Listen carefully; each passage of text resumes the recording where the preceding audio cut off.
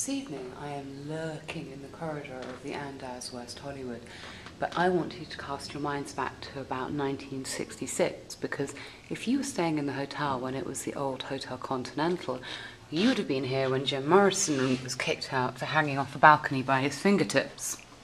And if you'd been here in 1967, that was when the Hyatt bought it, and it eventually earned its name, the Riot Hyatt, because this is the hotel where everybody who was anybody in rock and roll stayed. Led Zeppelin practically had a corridor to themselves, and this is the hotel that Keith Richards threw a television out of a window at. This hotel has seen its fair share of bad behaviour, but this amazing multi-million-pound fit-out by the Hyatt Group has actually turned the hotel into one of its flagship Andaz properties, actually the first Andaz property in the US. It's quite an extraordinary hotel. It's very relaxed. They have a bit of an anything-goes attitude here. Completely wasted on me because, as we all know, I'm about as rock and roll as Minnie Mouse, but still, moving on. There is this incredible view over down there is downtown LA, and we're right in the middle of Hollywood here. That's the House of Blues, that kind of shack, and just up there is the Mondrian Sky Bar. No noise, as you can tell. It's pretty well soundproofed. So one of the things that's quite cute, I've not seen this in a hotel before, you know, the room's pretty big, but instead of having a sort of separate seating area, what they've done is hang this very heavy soundproof curtain, and then I've got a little seating bar area here, and then there's a chair and an ottoman and a separate TV. So if you wanted, you could actually entertain people here or just have a separate sort of closed off seating area, which is rather nice. This is back into the main room proper. Lovely big comfort bed. Look at those pillows.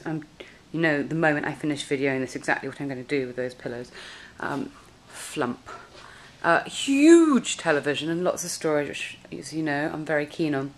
One of the big sort of things about the Andaz is that they're very relaxed. So when you check in, the host has a netbook, and he just stands in the atrium and offers you a glass of wine and breadsticks and checks you on his little netbook, and then takes you up to your room. There's no bellman or anything like that. And all the snacks in the room are free, which we like a lot. Very unusual. And free Wi-Fi, which is even more unusual. You do have to pay for booze, but it's not that expensive. It's about $30 for one of these bottles, which in hotel terms is, again, extraordinary. The only problem with all the free is that I've already eaten them. I've only been in the room 20 minutes, and a can of pop as well. So I'm going to have to do some restocking. I've also managed to eat half the box of candied walnuts. The manager very kindly left me. I cannot be trusted around free food, clearly. This is the work area. I like this. I'm going to go old school. You may remember from the Hyatt in Istanbul, they have something quite similar, so it's obviously a Hyatt trait.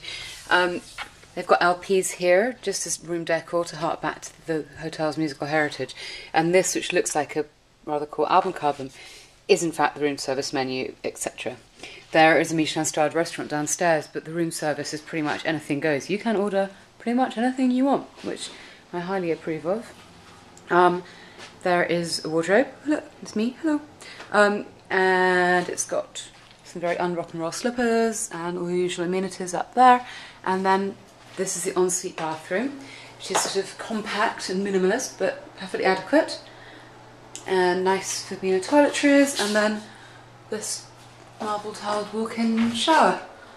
So that's pretty much everything, I think. This is my room at the Hyatt's Andaz West Hollywood property in Los Angeles. I'm having dinner in the restaurant downstairs, so I'll report back for that later. But for the time being, have a nice evening.